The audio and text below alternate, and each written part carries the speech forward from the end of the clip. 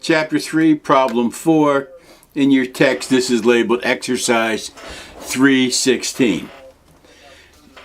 They've given us these facts and the tasks.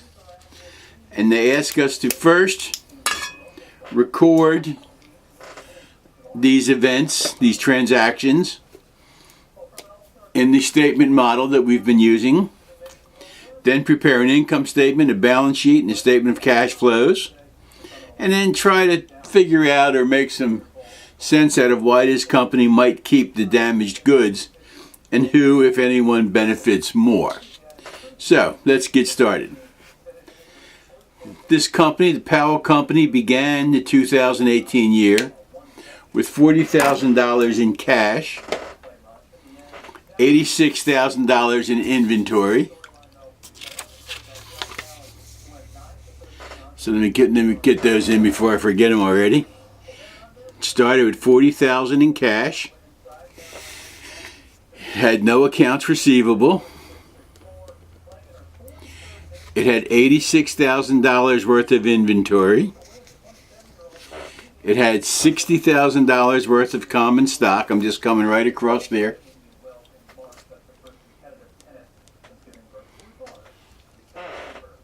It had $66,000 in retained earnings. So they've been in business a while. They've had some earnings from prior periods. And of course, the revenue and expense accounts would not have a beginning balance. So let's take a look step by step. First, they sold merchandise. So they sold, costing $58,000 for $99,500 on account. So this is a sale. It's a change to the inventory, but there's no cash involved here. So let's do it one piece at a time. First, they sold the inventory for $99,500. So, $99,500.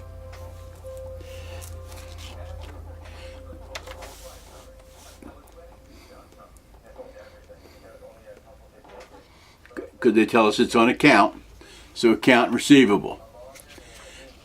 And they're saying put it into retained earnings and revenue and expense. We're going to do that at the end. I don't like doing it there. I like doing it here. $99,500 revenue. Now, you could do it in here, but then you ignore this at the end. I like it better this way. It just makes more sense. Okay, so now let's take a look at the next piece. That inventory that we sold cost us $58,000. So the inventory goes down $58,000, and that is an expense, and the expense is called cost of goods sold.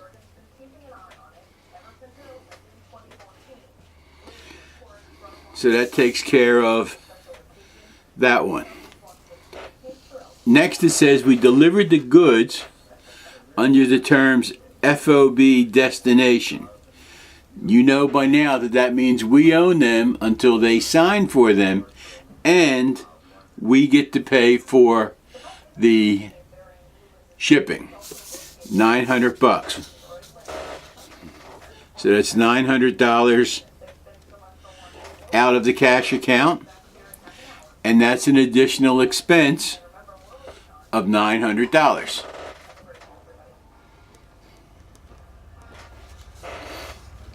The next transaction, it tells us they received returned goods from that company. The goods cost us $4,000, but were sold for $5,900. So again, we have to come back in and we have to undo that inventory. So I'm going to do it one step at a time first. So we sold them for $5,900. So we're going to have to take that $5,900 out of accounts receivable. This company certainly is not going to pay for them if they didn't keep them. And that's a sales return. That's a reduction to our revenue. If you buy something and take it back, the company still doesn't get to keep credit for the sale.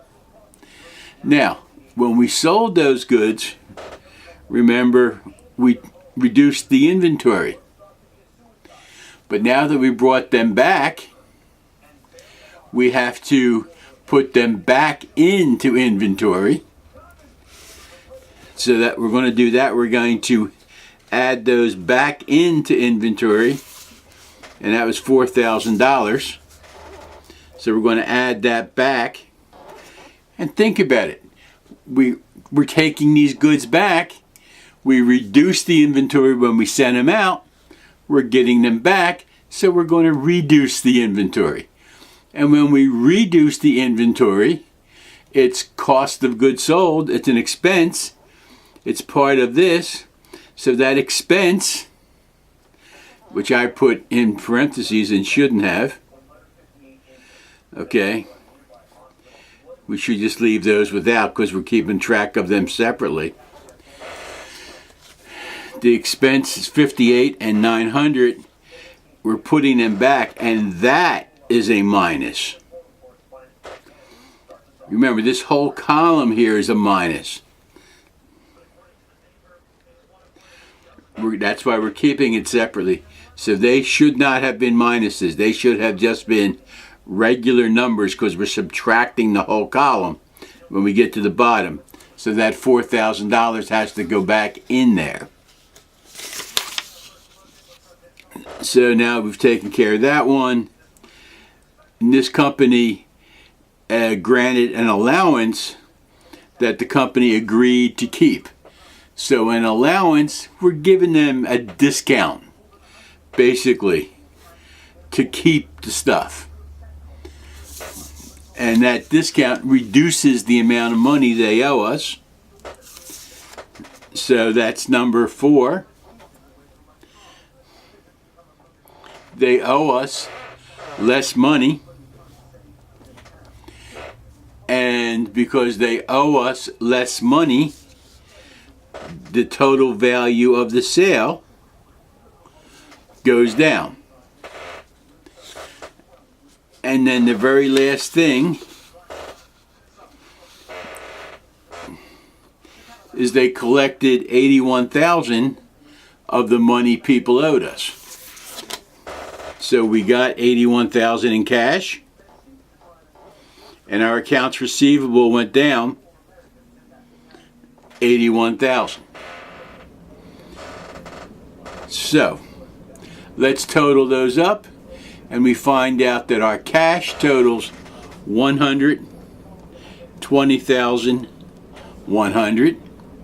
Our accounts receivable adds up to $9,600, especially after we got that big payment. And our inventory, after we subtract what we sold and then we add back what we took back, is $32,000. Now, we didn't have any common stock transactions, so that stays $60,000. But remember, after we do the revenue and the expense, that's going to come back over to retained earnings. So when we add up the revenue, that comes to $90,600, and we add up the expenses. Remember, these are positive because the whole column is a negative. So we have $58,900 minus $4,000. That's $54,900 that we're subtracting because this whole column is a negative. And when we combine these two, that gives us net income of 35,700. Revenue minus expense gives us 35,700. And that belongs to retained earnings. So when we bring that over to here, we'll add our 35,700 to the 66,000 that we started with. At the end of the year, it's 101,700.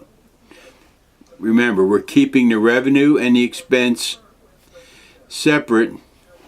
Now, we could have taken these and put them into this column, but after a while it would get messy because we'd be having lots of pluses and minuses, and it just would be nasty. We could do it, and if you want to try it for yourself, do it.